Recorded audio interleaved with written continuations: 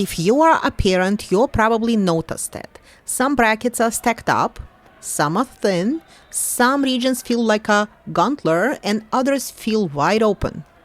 That does not mean anyone's doing anything wrong. It means the sport is evolving. Let's talk about how Illinois can evolve with it.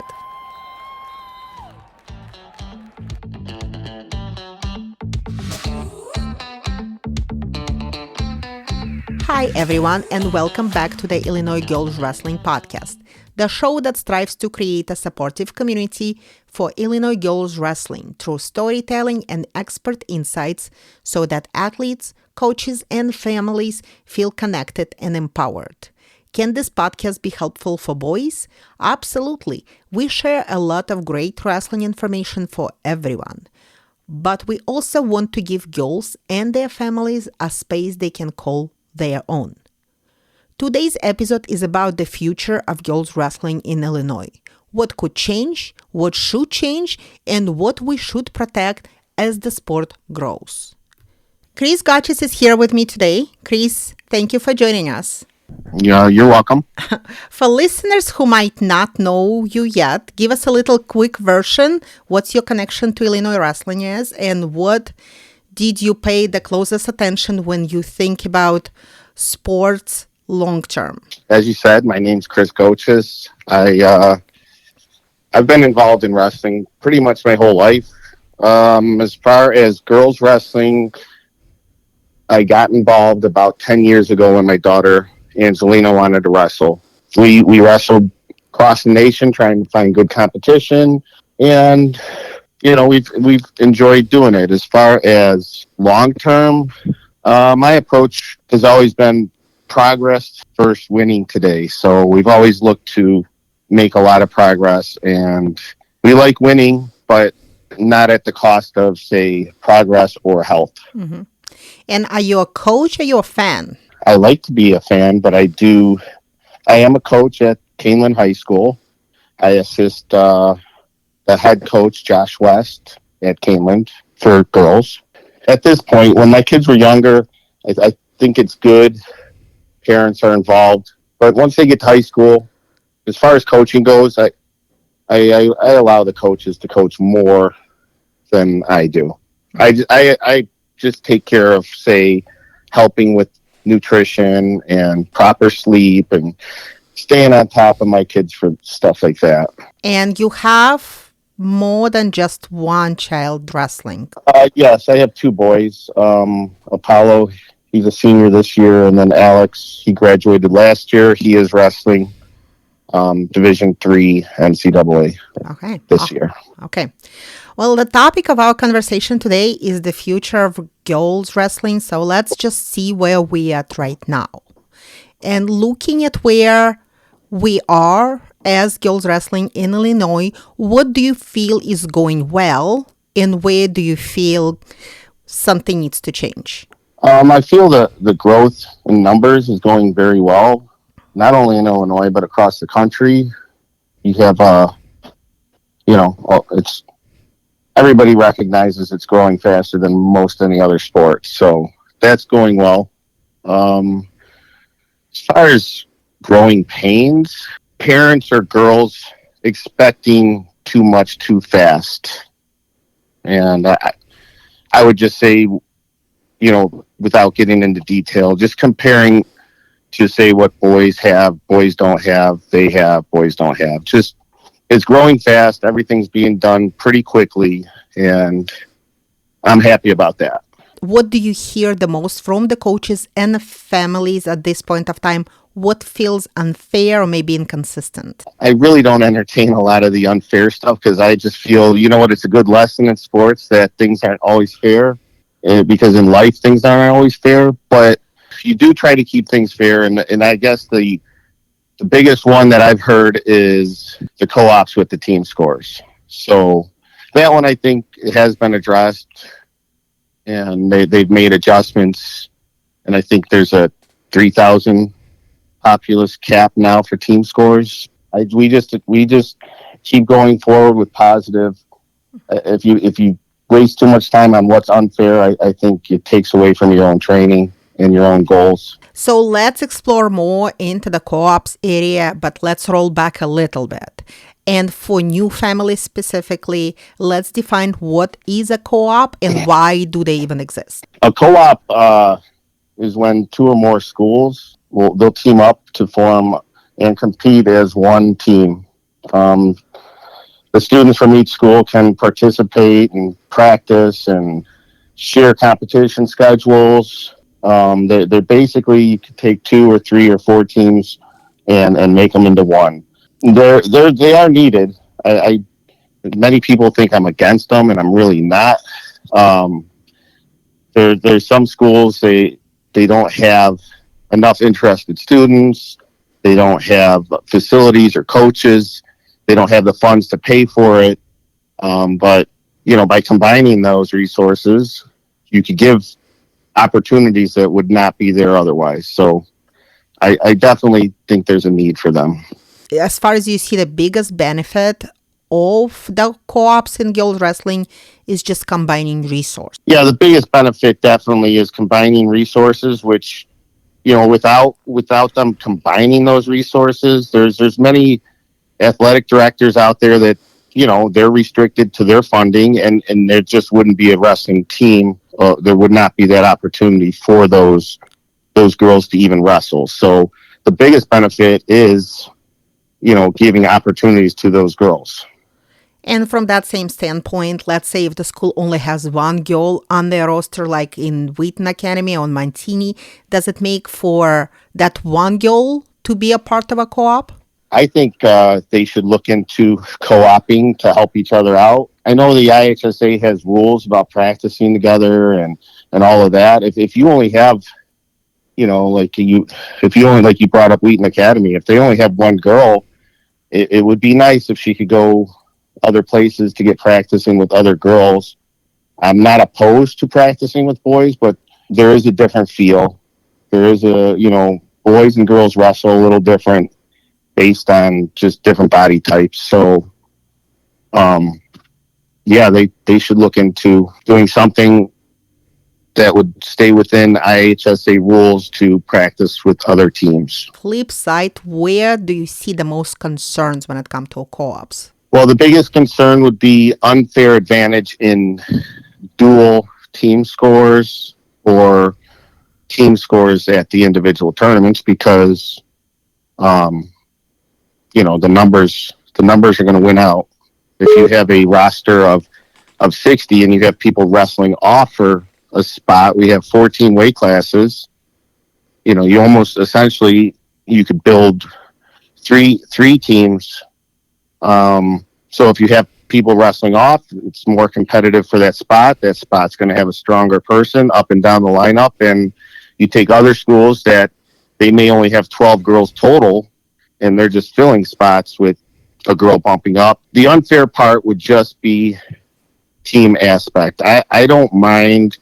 Some people will complain or show concern that, they have more practice partners, and all of that is true, but that doesn't bother me so much because there are other avenues to get more practice. You could join a club, even in season, you could join a club to get more practice in. And just help me to understand that. We are looking, obviously, from the team dual standpoint, and we have this giant co-op that's the biggest one in our state. Do they combine team points from the individual team to contribute to the total co-op point? Yeah, so that co-op is considered one team.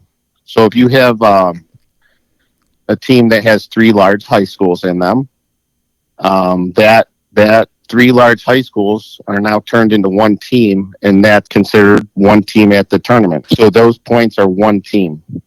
Where I actually have had ideas where, if they want to fix it, just they can only individually score for their team. But, it's that'd be a lot of talking about how that would work out. But yeah, it's a little bit unfair. They have three schools basically against one school per se. And they might have a lot more kids just overall in those schools. Well, for the most part, they're still only going to be allowed to enter their one They're one person at each weight class. And when they do enter more, you have to identify who your scoring participant is. So they're still only going to get those 14 weight classes. It's just you're going to have more talent depth when you have kids wrestling off for those spots. From your standpoint, let's say we're going to team duel and we have a team that has barely 12 girls on a team, and then we have this co-op that is 3 deep, and we have 6 competitions like when we had when state duels. Do you feel it makes a difference if you, on one end, we have one girl that's competing 6 times versus where we have a team that has 3 deep and they are splitting 6 competitions? I never shied away from competing that many times. I just say you should be in shape for it. But yeah, that is an advantage, especially, if you know the girls and you could kind of build your lineup around knowing the other team's lineups. It also is going to come into play if somebody gets sick or if somebody gets hurt. So yeah, it's definitely a huge advantage. How many co-ops we have in the state? I don't know the exact amount. I've looked at it. There's plenty. There's more than you would think. It's all listed in IHSA site. It'll even list you how many years they have left for their co-op. I think, I don't want to be quoted, even though I'm saying it. I think they give you 2 years, maybe 3, but 2 years, and then you have to reapply for it each time. I don't know what process the IHSA decides on, whether they re-up your co-op, if they say, oh, your numbers are high enough. I don't know what they do, but it's there's a good amount. And for the schools that, you only have 3 kids at this school, 2 kids. So down south, you don't have, the same numbers. So I have no problem with them being a co-op forever. It doesn't, if that's what it takes for you to put together a full team, I'm fine with that. I was just curious, just because when I was doing my research, I saw that Iowa, and we look a lot at Iowa, and I understand it's a much different geography, but before they split into classes, they had 81 co-ops. They're similar to, say, the southern Illinois, where it's a lot of rural, smaller schools, and they need them just to field the full team. Do co-ops help the programs eventually become standalone, or do you think it will delay it? I know we're probably not there yet, but what do you think? I believe overall co-ops help schools eventually become standalone because it will help the participation numbers at each individual school, and the AD will then recognize that. You have an AD that has to run everything, and if there's only 3 girls, he says, well, where's the team? But over time, it should help us, become more of a standalone. Many of those schools wouldn't have a program at all without the co-op. So by creating those opportunities and building that participation up, the co-ops can generate more interest and growth that probably would not have been developed otherwise without, if it was just within the individual school and there's no team at all. Everybody going, we need a wrestling team. It's just not, with the co-op, you could see results. You could see numbers grow. And the AD will take that into consideration. Mm-hmm. And if you could design the best practices for co-op, what would that be? Most of them, they come up with a practice schedule that is fair with travel. 2 days a week you come here, 2 days a week you go there. And that's just how it works out. You have some of these other co-ops that are in dense areas that are close to each other. Well, in that situation, I would just, say who's got the best facility for all of this, and that's where I'd want to practice. Yes, and you have mentioned that there has been a change where now it's limited on how many people, 3,000 people. Yeah, for team scoring, they could still have their co-op. If they're over, I think the number's 3,000. It's right around there. They can still have their co-op. I just don't think the team scores are counted, which I think is fair. Mm-hmm. And I'm not sure if that's going to affect the IWOCA. what they call their state tournament, because they're a little bit separate. They kind of don't have to follow the exact rules. I don't know if they do or they will.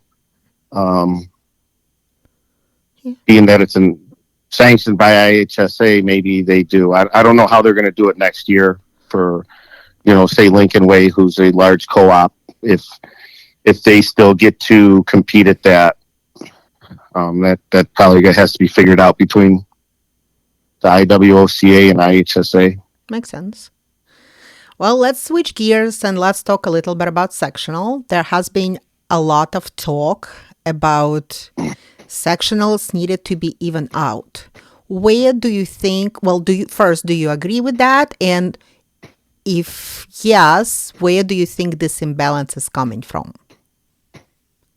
Well, the IHSA makes adjustments every year to the sectional assignments. I think this year maybe they underestimated what Schaumburg numbers were going to be. That's the big talk right now. I guess this year is Schaumburg was pretty high at like 705. I think was the number that I read somewhere. That's where it was probably most imbalance was up north. You still even the Phillips one was close to 600, and then you have two other sectionals, DeKalb and Verdun, which were right around 400. Yeah, that definitely, that's where the imbalance was this year. There's always little things every year. Like I said, they do their sectional assignments. They take all that into consideration, and I would expect a little more balancing with the numbers next year. Mm-hmm.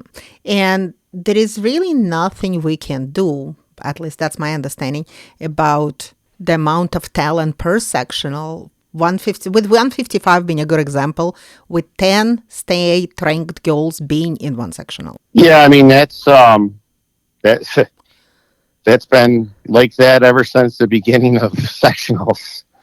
Sometimes I've seen regionals where state placers don't make it out of regionals just because it was tough. There's nothing you can do about that. Sometimes a lot of kids, and sometimes it's because they all practice together and they all help each other get really good. So, you see that a lot where there's stacked weight classes in a regional or a sectional. And yeah, there's the IHSA. You can't do anything about that from year to year. I mean, everybody has a story about how tough their regional or sectional was that they didn't get out of. It's just, I get it. It's tough. Yes, and it gets very emotional. It gets very intense. Watching the blood rounds in sectionals in Schaumburg, yeah, there were state level blood rounds. Oh yeah, and you know what? It's when the parents, the kids, a lot of emotion. There's a lot of kids that have spent a lot of years, a lot of hours on the mats, and now it's over. In that last blood round match, whether it's for placing or moving on to state or, there's a lot of emotion involved. And then you realize that's it, that you're done. You're a senior. That was it. That was your last match. And for parents, it's hard. For the kids, you see boys and girls both, they'll cry after the match because it's that much emotion involved. It's tough. And I've been there with my kids. So, and I'm sure you've been there with your kids. Oh, yeah. It's tough to not get through, for sure. Yeah, absolutely. Going back, I said progress over winning today. Part of that is also going out there and making sure they have challenging matches. And if it's for girls, a lot of times it's on a national level. You have to get out there and do USA Nationals or Fargo or this, just so, you feel that pressure. So anytime you could create pressure, because everybody, no matter how good they are, they feel pressure when it comes down to the state tournament, and it affects things. Absolutely. What do you think about adding additional sectionals? Do you think that's a good idea, or just do you feel we're better off restructuring who goes into what sectional? I would like to see more sectionals, and the reason why, just to give more girls opportunities to get through. So if you added more sectionals, obviously you'd have to, restructure state a little bit. And in my mind, you add two sectionals to the north. If we did real simple math, and I didn't add this all up, so if my math is wrong, I apologize. But it's like, was 1,300 around for Schaumburg and Phillips, where you're at, around 800 for DeKalb and Verdun. So if you take that 1,300, you add two more sectionals, that's 4 divided by the 1,300, you're looking at just over 400 there, right? Mm-hmm. Well, DeKalb and Verdun were right around 400. So a simple thing would be two more sectionals up in the north area. And with those two sectionals, you still advance 4. Going down the state, you have a bracket of 24. And my thought would be to place 8. And the reason why I like that is because, in all the years that I've done this, I've noticed that if people feel like they have a chance to make it to state, they work harder. If they feel they don't have a chance to make it to state, they kind of give up a little bit. So the more opportunities to go to state, the more girls are going to work harder. Those girls who are working harder are going to advocate and recruit for the sport, which helps in numbers. So that's why I would be for adding 2 more sectionals. What else do you feel can motivate girls to work harder? With doing the rankings, I do talk to a lot of these girls, and I think the encouragement of them seeing their name being ranked definitely helps them work harder. Obviously, positive reinforcement, them seeing that they have an opportunity to go to state, stuff like that is what I kind of mentioned. Mm-hmm. If you were advising the decision makers, what data would you want them to consider before changing sectionals? I just think it's numbers. They're geographically, just numbers, get them as tightly packed as possible, as far even, and then packed into each section of the state to where travel is within reason, but there's only so much they could do about that. I just think numbers, everything is, I will agree. I said I don't make excuses or complain about what's not fair, but I mean, I'll tell you that Schaumburg sectional for a lot of people, 700 plus girls, it's hard to get out of. Mm-hmm. So, they need to just decide how to make it fair across the board for everybody in the state on those sectionals based on numbers, because you won't, as we discussed, 1 year, maybe down south, they have 5 really good girls at 110. You never know from year to year. That's true. Especially with the new talent coming in, we really have no understanding what we're walking into the next year. Yeah, you just don't know where they're going to, but most of these girls, the really talented girls, they a lot of times they come from a wrestling family. They've been wrestling a long time and have had support for a long time from, their family and their club coaches. And, you don't know what school they're going to end up with. This could, like I said, down south, you could just have a father, a brother, helping out a girl since she's 6 years old. And this girl comes in and, she's a hammer for some small school. Most of these high schools don't develop their talent. A lot of times they inherit their talent. So, mm-hmm. That's nothing against any high school coaches, but across the board, the top kids in the state, they're usually inherited. They're not created at the high school level. Absolutely. Let's switch gears and let's talk about divisions. In 2024, Iowa Girls High School Athletic Union split into 2 classes with 204 schools. Their first tournament split state took place last year. Do you feel that we are there yet? A lot of people would be shocked because that know me, but I support splitting into 1A and 2A divisions. I don't know if we're there yet based on, I read some numbers and I think we had, and now if these numbers are not 100% correct, got them from other people talking. So we had like 346 teams entered into the regional this year. I think if you look up IHSA in their rule book, I think we need 350 before they could. So maybe next year we have the 350, or I like the split.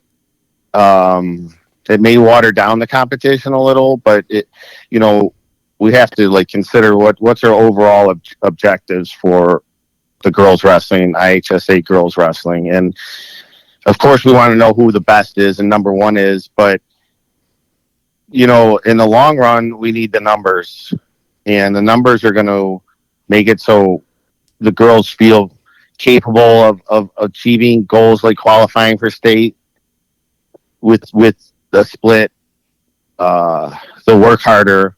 They'll advocate for the sport, and eventually, everybody who talks about watering down the sport for the state series, I get it because I've always been that way, but with experience, I've seen that,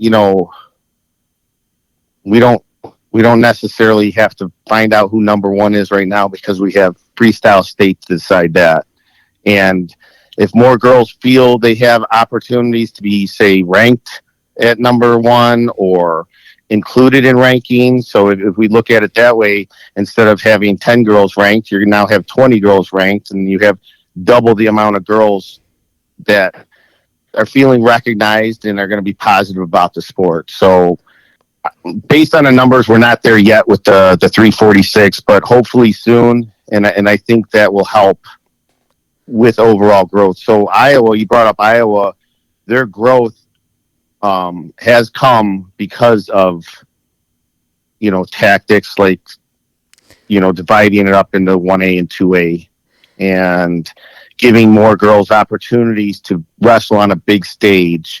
All those things created growth. It may not have showed you through their state series who the number one is, but like I said, we could go to Freestyle State, we could go to Fargo, we could go to a lot of things to see how good we are.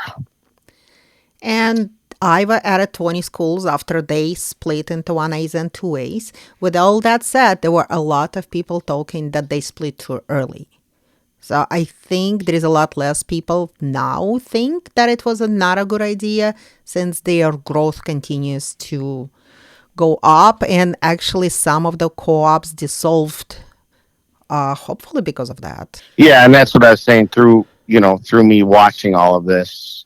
If you talked to me 3, 4, 5 years ago, I just want to know who the best is. So let's not split. And I know there's still people out there that feel that way, and I understand it. But I just think overall, it's IHSA, it's high school. High school sports are supposed to be, fun and competitive and what have you. And the more opportunities these girls get to be recognized and to wrestle on a big stage, the better it's going to be for numbers. So is there a credible argument against the split from your standpoint? I think, like I just said, the only ones opposed to it are the ones that don't want to weaken the depth for the state series itself. Other than that, I don't know why anybody be opposed. You always have that argument, even in boys, 3A, 2A, 1A, 3A is so much better. But, there's plenty of 1A and 2A kids that would have done well. But, of course, 3A has bigger numbers. So, of course, overall, they're going to have better talent depth. They might have one of the best girls, a father of the best girl in the state. He wants the challenge for his daughter. She didn't become one of the best because they didn't challenge her. So he wants that challenging state tournament. And I understand it. I want the challenges too. But in the same sense, like I had mentioned, the overall goal is numbers. Mm-hmm. Because after you get all those numbers, talent and depth of talent will increase over time. It may not have happened for the one particular girl who now has an easy path to a state title, but in the long run, more numbers are going to equal more talent depth. I do have to agree with that. Just from the standpoint of giving a challenge to that really, really good girl who is a coach's daughter, is probably means a lot less than make the sport more open and approachable and less intimidating for families who are not wrestling families. My family was not always a wrestling family. Right now, I have three kids wrestling, but 10 years ago, I was not there. I didn't know what wrestling was. And as a newcomer into wrestling community, it is intimidating. And in so many cases, you try to ask questions and people are not always kind answering them. So I definitely think making the sport a lot more open and accepting probably would accomplish more than creating more challenging opportunities for a selected few. I agree.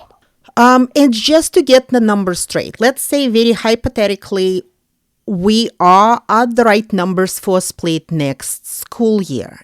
That means the actual split would take about 2 years from now. Is that correct?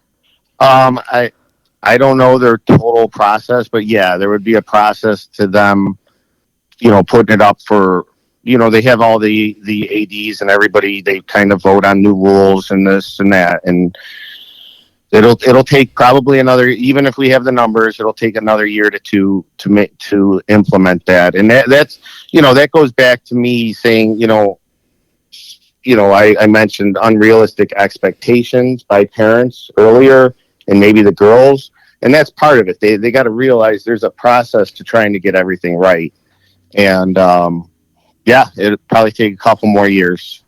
So, And now would be a logical there would be a logical time to say, and now we are also gonna add IHSA girls wrestling division, which I think would create a whole other stream of wrestlers coming into the high school and will make things even more confusing. Do you feel that adding official IHSA girls state series will change the pipeline into the high school? yeah, I mean, it's just another opportunity. It definitely, I think it'll assist in the growth. I don't think it's going to make a big impact over time.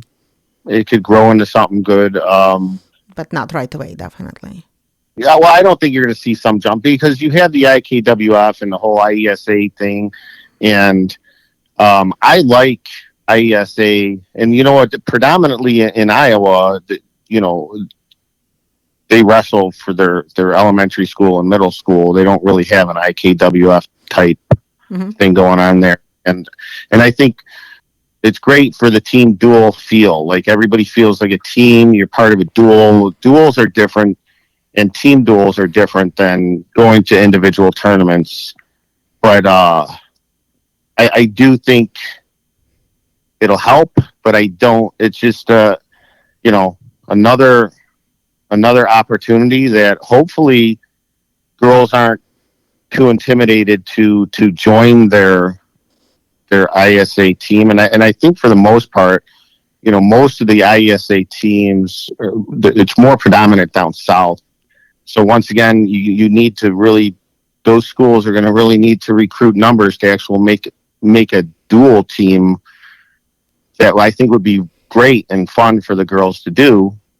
But I don't think we'll see a big jump in, say, talent depth just coming in because of that addition. I think the addition is good, and it's along the right path of doing things separated girls and boys. But as far as a big talent jump, I don't see. I think just we'll see small gains from that. Mm-hmm. So do you also feel that more multi-sport girls will want to start wrestling, just dedicating their whole year to wrestling? I do think multi-sport is good. The girls who decide that they want to wrestle usually come from a wrestling family, and they have or they have their friends that pull them into it, and that conflict between in season, out of season sports, all that is something that each individual has to juggle. I will say the more successful you want to be at something, the more you have to do it. When they're younger, I think motor function skills are definitely built better if you're doing multiple sports. And if you don't do multiple sports, then if you're coaching your kid, you have to do things that develop motor function skills. If you're just used to being in a wrestling stance and this other kid plays soccer, well, his footwork has probably gotten better just from playing soccer. And I just say the more you could get your kid involved in doing things, the better you are. But if you want to be good at wrestling, you have to spend a lot of time wrestling. Okay, so for those kids that don't want to spend the entire year wrestling, what, in your opinion, are the good complementing sports? Well, soccer. I You mean, mentioned soccer. gymnastics would be great. Sure. Soccer is great for footwork, but you'd be surprised. Like even baseball, which you don't really think it's hand-eye coordination. All of it, I think. You have kids that their brains are still developing and things are still being learned. Like even motor functions are still getting learned at those ages. Mhm. I think being active in almost any sport will still help you and your brain mature. Even with say, like I said, baseball. But if I had to pick one or two, I would be like, I would think soccer. It helps you with your footwork, and gymnastics would be the two. If I wanted my kids to do things to help wrestling, it would be soccer and gymnastics probably. Now, I know you said you're not expecting an immediate change with the IHSA girls division, but let's say fast forward 3 years after IHSA girls state series launches. What do you feel would be the best case scenario that might affect IHSA level? Just I would say best case scenario would be girls who are good teammates. And that meaning like good practice partners, able to drill very well with each other and help each other. Because, my point about duels, I like them, team duels, because they start feeling like a team. First, when you go to just say IKWF, when it's individual tournaments, yeah, you have your team, but it's really just an individual tournament. Mm-hmm. When you have a duel, everybody's rooting for each other. There's a team duel score, and hopefully all that translates into, hey, we want our team to win, and you learn to be a good partner, helping your other partners on the team practice better. So if all that could translate over to IHSA, you would have a team atmosphere right away going into your wrestling room, into your practice room, of everybody on the same page as a team trying to help each other. And that would be a big benefit that you would see from IHSA doing, just girls only divisions. Okay. And then hopefully we would encourage more girls to wrestle post high school, go into colleges and wrestle. So that would also be a good way for Illinois girls, regardless if they're staying in state or if they're venturing to other states. Yeah, I mean, it's, college wrestling for girls, it's a lot of fun. I watch, plenty of it. And it definitely, you wrestle in high school, and it definitely gives some opportunities for schools to say want to give you a little bit of money, more money for, say, even speaking up for a merit scholarship. You get good grades, you wrestle, oh, we want them. And when you have a coach that wants you, it kind of helps with you getting accepted into that school and a little extra money. So it's college wrestling, definitely good for the girls to look forward to.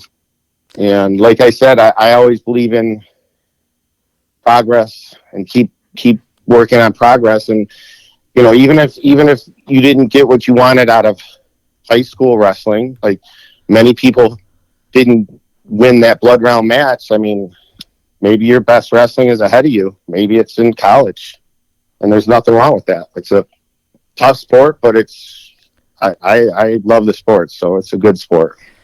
Absolutely. Well, we have a freestyle state to look forward to, and then we have regional competitions, and then we have Fargo, so there is still a lot to look forward to.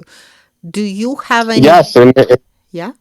I was just going to say, like for your daughter, she's a great wrestler, and one weekend not getting her way, we moved you. Hey, it's time for Fargo. Prove a point. It's time for Freestyle State. Hmm. Prove a point that you should have been there. That should, light a little bit of fire under you and show them Absolutely. what you got. And I really hope that all these girls, all this fantastic talent, they don't get discouraged, even if, yes, this is your senior year. Yes, this is the end of your high school career, but wrestling is so much bigger than a high school. This is, if you have to take a week off, but then get back on the mat, start working toward wherever your next goal is. It would be qualifying for the first time, or maybe going to and qualifying at the regionals. There's a lot of opportunities out there. And just, Yeah, you have the Northern Plains. That's only 2.5 hours away. I think this yes, year in yes, Dells, it's right? in, finally, it's back in Dallas. So exciting. Yeah, so you could go there. I mean, this, you know, nobody, and that's another great lesson in wrestling and in sports is just because you didn't get what you wanted today doesn't mean you give up, Hmm. right? Like, anybody who has won, most 99.9% of the time they failed before they succeeded. The Hmm. people who succeed just keep going. Absolutely. Yes. But it's great to see so many of the Illinois girls going to Aurora, Elmhurst, North Central. I know I'm missing somebody, Yeah, but it's giving them a place to continue wrestling. mhm. You do have some, like Lehigh, some clubs, or I think they're going to be an official team next year, right? Lehigh I out in believe so, yes. Pennsylvania. Hmm. And then you have Oklahoma State that has a club, and Hmm. soon enough that'll probably be, an official team. And so you do have progress. It's a little slower than we all wanted Hmm. because of the age of our kids, but Yes. um, I also would love it's happening. I also would love to see more junior colleges in our state promoting girls wrestling. So we have more than Yes, just Juliet. yeah, that would be nice, but it goes all back to the same issue some of these high schools have, and people don't like to hear it, but money is needed, numbers and money. So the overall goal, Iowa's overall goal was always numbers, and they have a lot of numbers. They're a smaller state than us, and they have more numbers. So Illinois needs to get more numbers, and we all just need to be patient. Hopefully, it all comes together good. Awesome. Okay, well, thank you so much for jumping in the call today. Has been wonderful. There's a lot of great information, a lot of food for thought, and I just hope that, we as a community will continue talking about it, and we hopefully with some certain degree of patience, we will continue seeing us moving girls wrestling in the right direction.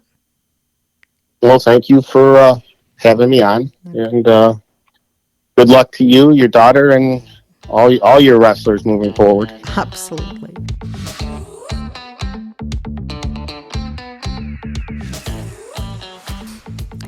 If you remember nothing else, remember this. Growth will always look messy before it looks smooth.